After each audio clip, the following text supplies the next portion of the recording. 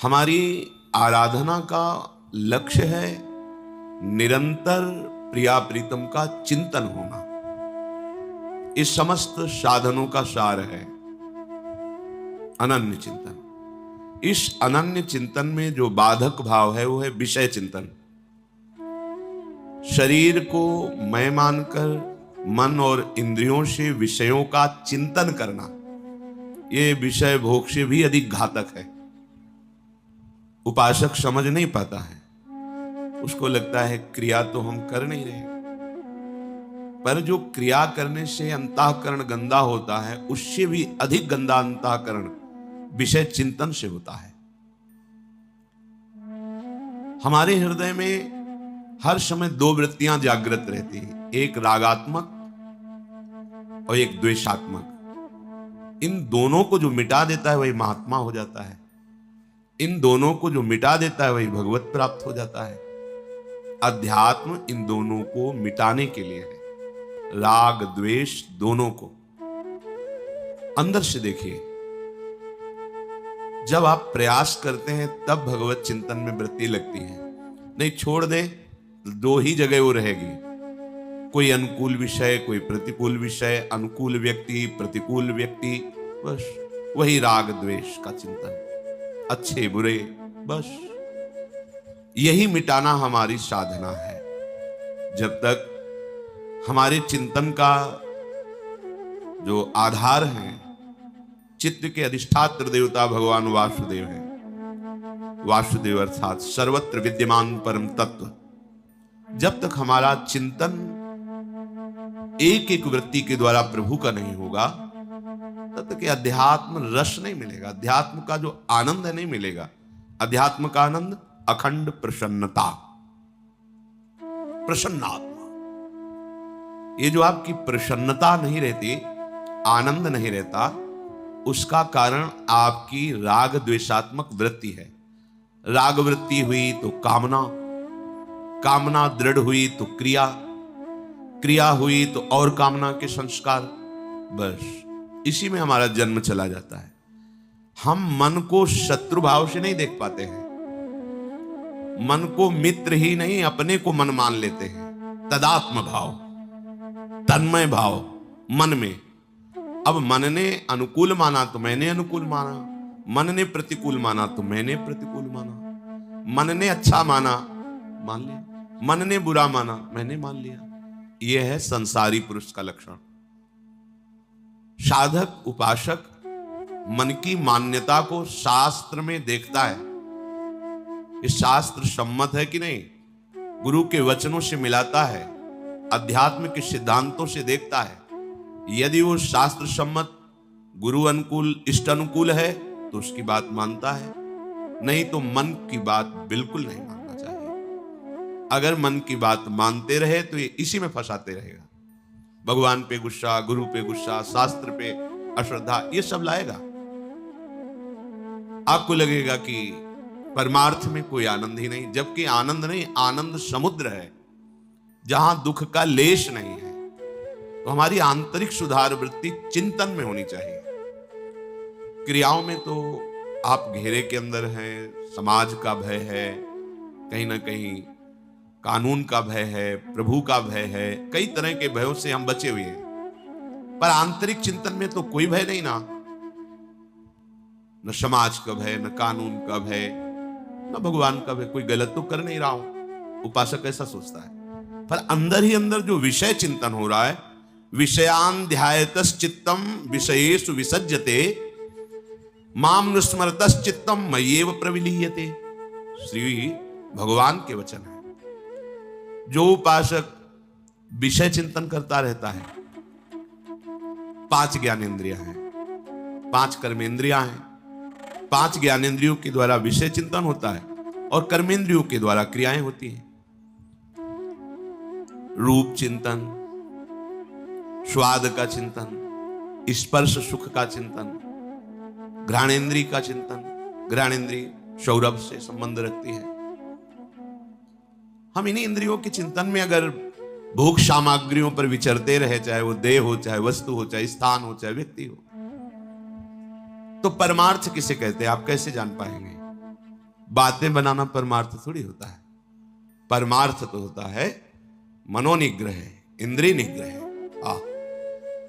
मन को समाहित करके आराध्य देव में लगा देना, चाहे नाम में, चाहे रूप में, चाहे लीला में, आराध्य देव। अब इंद्रियां जिस विषय में विचरण करना चाहती, छूट दे दी, मन जिस विषय में, तो फिर आप साधक किस बात के हैं? आपकी साधना क्या हो रही है? विषयों का चिंतन विषय क्रिया से भी अधिक घातक उपासक को मानना चाहिए। विषय चिंतन में जहां मन जाने लगे डर जाओ, क्योंकि रजोगुण इतना भयानक है कि कहीं कहीं तमोगुण से भी ज्यादा यह भयानक स्थिति पैदा कर देता है। तमोगुण में प्रधानता, निद्रा, आलस्य, सत्कर्म में प्रमाद, मूढ़ता, ये। लेकिन रजोगुण में भोगात्मक क्रियाएं और उनका विरोध होने पर भयंकर क्रोध, हिंसा आदि।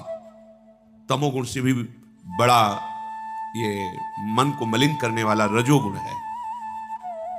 ध्यायतो विषयान पुंसा संगस्तेषुपजायते, संगात संजायते कामः, कामात् क्रोधो विजायते, क्रोधात् भवति सम्मोहा, सम्मोहात् स्मृति विभ्रमा, स्मृति भ्रंशात् बुद्धिनाशो, बुद्धिनाशात् प्रणश्यति। सर्वनाश किससे हो गया? ध्यायतो विषयान पुंसा, विषयों का चिंतन करने से सर्वनाश हो गया। क्या आप कभी ऐसा हृदय में डरे हैं विषय चिंतन होने पर? नहीं, बहे चले जा रहे हैं जहां मन लिए जा रहा है। ये मन बंदर की तरह छलांग लगाता है, इस शाखा से उस शाखा, शाखा प्रशाखा, ऐसे घूमता रहता है, इस विषय से उस विषय, इस व्यक्ति से बेमतलब व्यर्थ में हमारा बड़ा कीमती समय ये व्यर्थ में नष्ट करता है। साधक, उपासक इसी को सार्थक करता है। बार बार विषय, व्यक्ति, वस्तु, स्थान से हटाकर प्रभु के नाम रूप लीला धाम में लगाता है।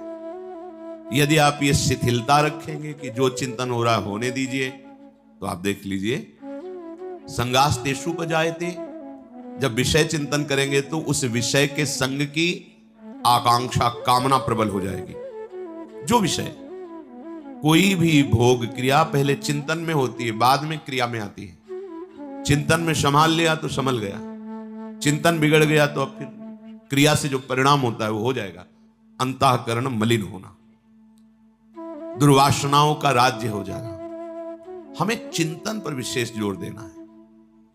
जहां चिंतन विषयों का हुआ तो निश्चित उसकी संग की इतनी व्याकुलता होती है, और उस व्याकुलता में अनुकूलता मिली तो बहुत सी कामनाएं और जागृत हो जाएगी। प्रतिकूलता मिली तो क्रोध जागृत हो जाएगा। वो भगवान पे क्रोध करेगा, गुरु पे क्रोध करेगा, अवहेलना, नास्तिकता आने लगेगी, भगवत स्मृति नष्ट हो जाएगी, बुद्धि निर्णय करने लायक नहीं रह जाएगी। बुद्धि का नाश सर्वनाश, बुद्धिनाशात् प्रणश्यति, उसका नाश। हम विषय चिंतन क्यों करते हैं? सुख के लिए, आनंद के लिए, प्रसन्नता के लिए। क्या किसी को आज तक सुख, आनंद, प्रसन्नता मिल पाई है? मिल पाएगी? मिल रही है? नहीं। क्यों?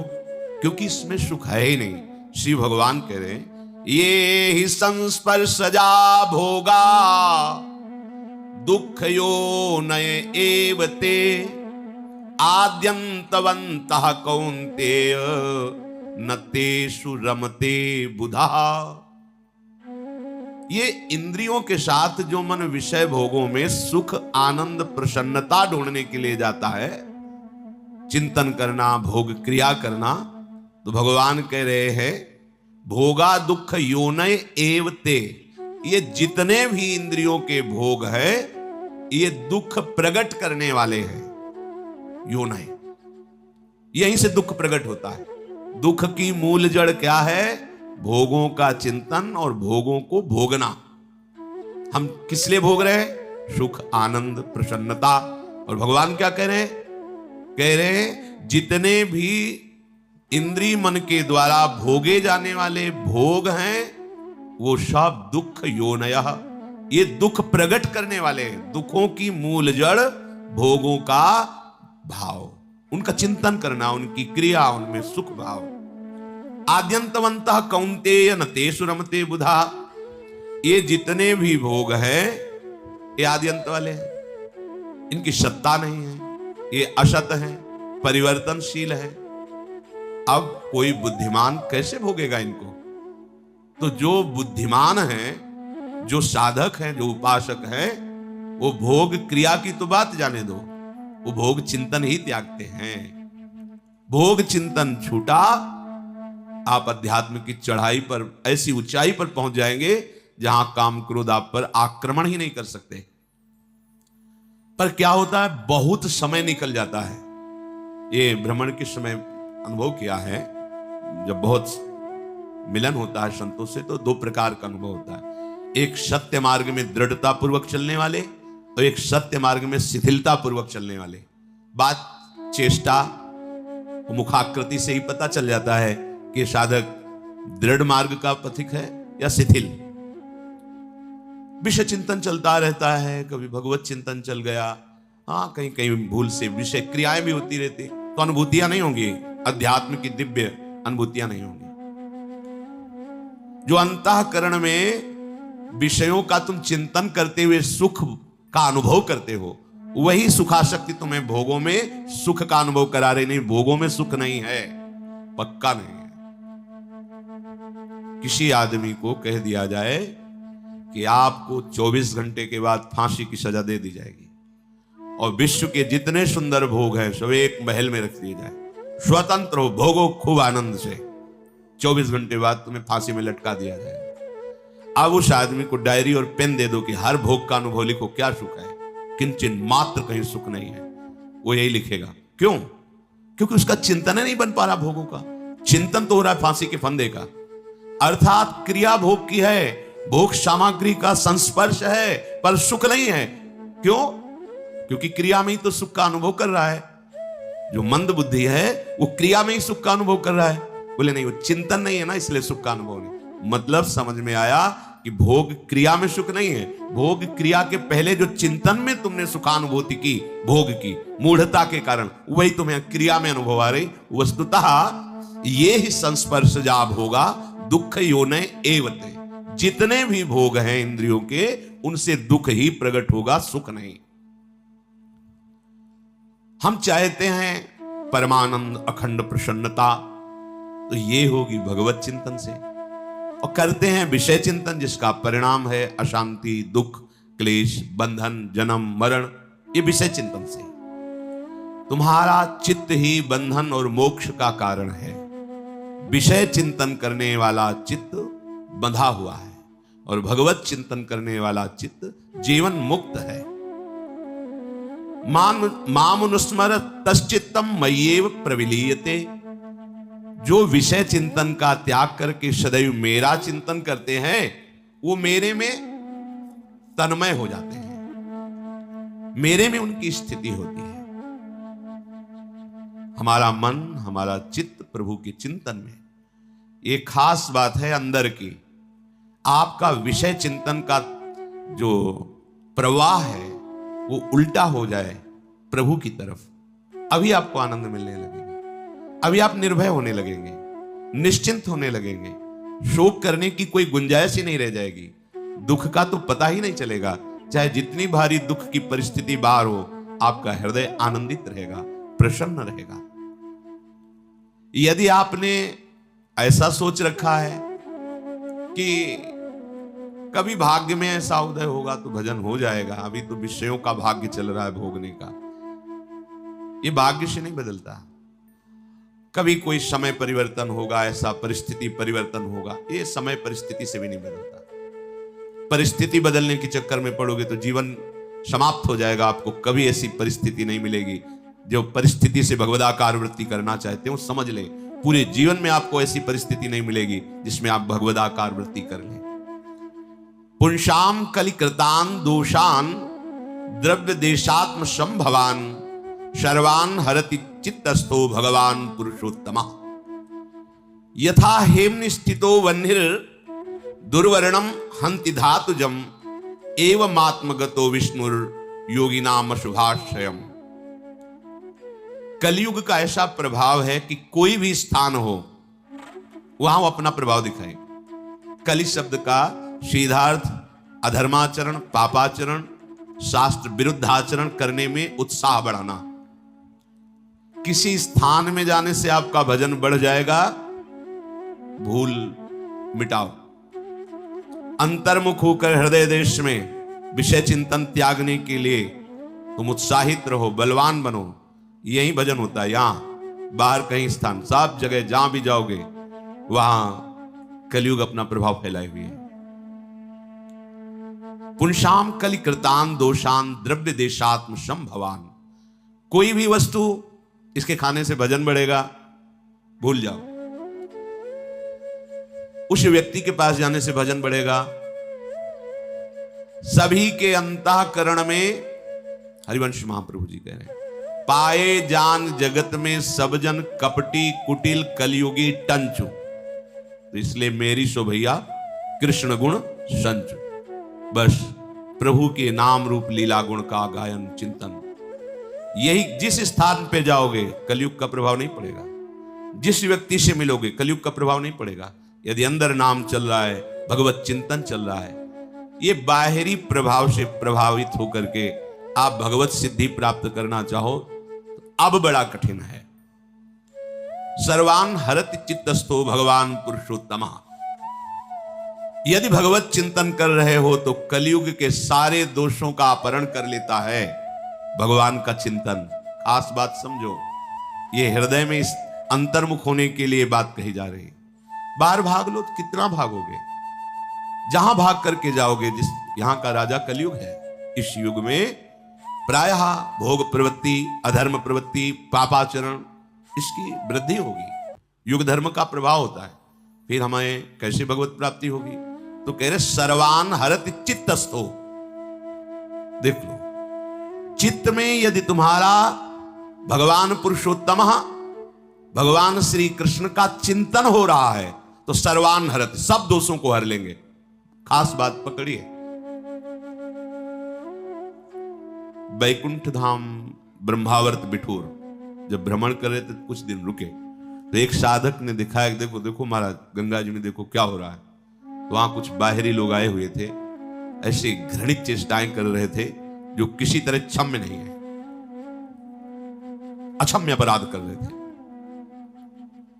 गंगा जी में अक्षम्य अपराध जनित घृणित लीलाएं, क्या हुआ? चित्त दूषित है। तो परम पावन भगवती भागीरथी में खड़े होकर पाप कर रहा है। कई बच्चे, कई ऐसे परिवार थे।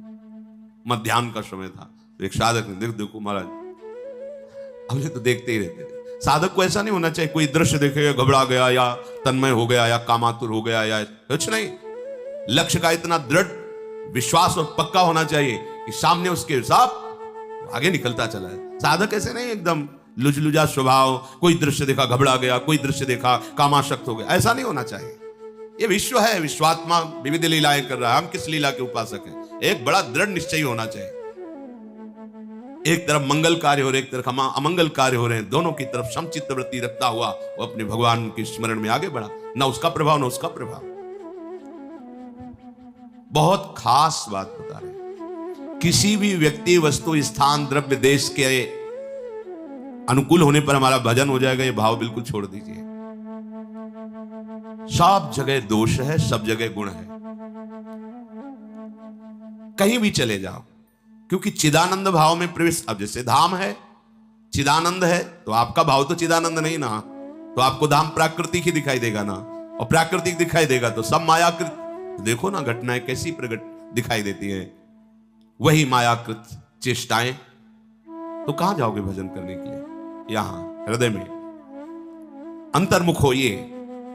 चित्तस्थो भगवान पुरुषोत्तमा। खास बात पकड़िए, कहीं भी रहोगे। इसी बल से कहा जाता है कि अगर आपको भेजना हो तो नरक भी भेज दो, मुझे कोई परवाह नहीं। क्यों? चित्तस्थो भगवान पुरुषोत्तमा। मेरे चित्त में भगवान श्री कृष्ण स्थित है, जहां चाहो तहां ले जाओ प्रभु। यत्र यत्र मम जन्म कर्म भी नारके परमे पदे थवा। क्यों? क्योंकि राधिका रति मंडली, जो प्रिया प्रीतम की प्रेम मंडली है, वो हमारे हृदय में बिलस रही। अब कहीं भी ले जाओ, हमारे लिए हर जगह निकुंज है। यथा हेम स्थितो वन्य दुर्वर्णम हंति धातुजम। जैसे स्वर्ण को जब अग्नि में तपाया जाता है तो अन्य धातुएं मल आदि नष्ट हो जाती, वो दिव्य चमकने लगता है। ऐसे ही जो सारे कष्टों को सहकर निरंतर भजन कर रहा है, तो कह रहे एवं आत्म गतो विष्णु योगिना मशुभाशय। जितने भी अशुभ पूर्व के, वर्तमान के या भविष्य में भी सब भस्म हो जाएंगे। क्या क्या भगवत चिंतन करने वाले का भविष्य में भी हो सकता है। इसलिए आचार्य चरण कहते तिहारे आगिले पाछले अपराध हरिवंश के भी तुम चिंता मत करो, तुम तो केवल चिंतन करो मेरी शोभैया कृष्ण गुण संच। तय बालक नहीं भर्यो सयानप काहे कृष्ण भजत ने नीके। नीके ठीक से भजन करो।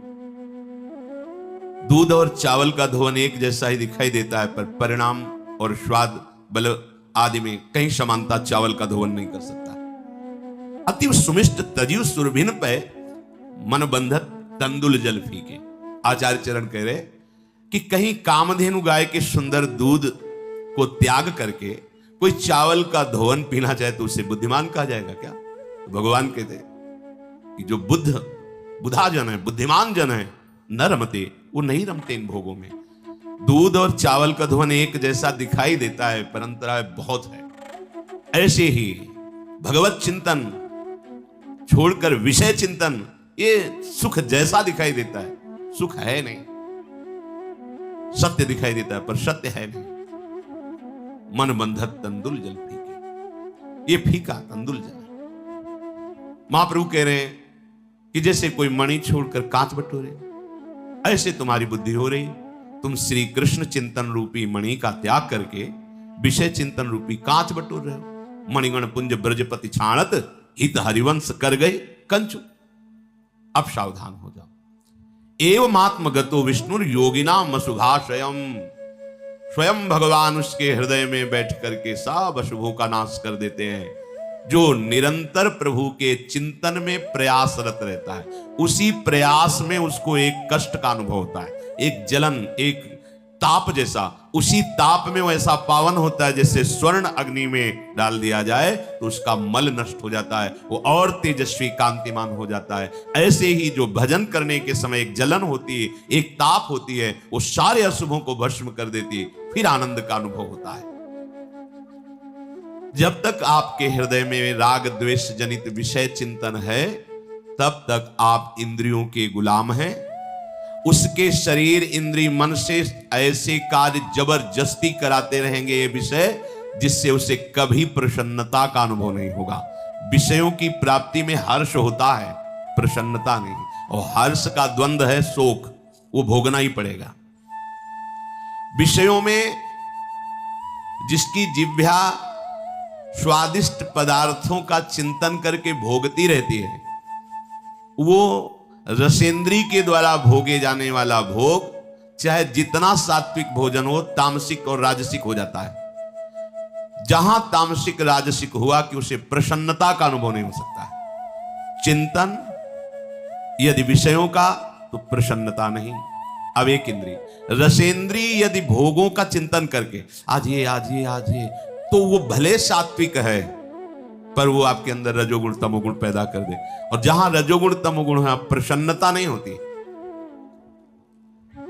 जो वाक इंद्री से किसी की निंदा स्तुति करता रहता है, कटु भाषण, असत्य भाषण, व्यर्थ का भाषण, अहितकर भाषण, उसके हृदय में कभी प्रसन्नता प्रकट नहीं होती है। जो घर द्वार परिवार परिजन धन संपत्ति यश कीर्ति शरीर के आराम भोग, इसमें अत्यंत स्नेह युक्त मोह युक्त हो जाता है, उसमें दुराचार, चोरी, असत्य, अनाचार, दुर्व्यसन, कुसंग, कुप्रवृत्ति और जुआ आदि ये प्रकट हो जाते हैं स्वाभाविक।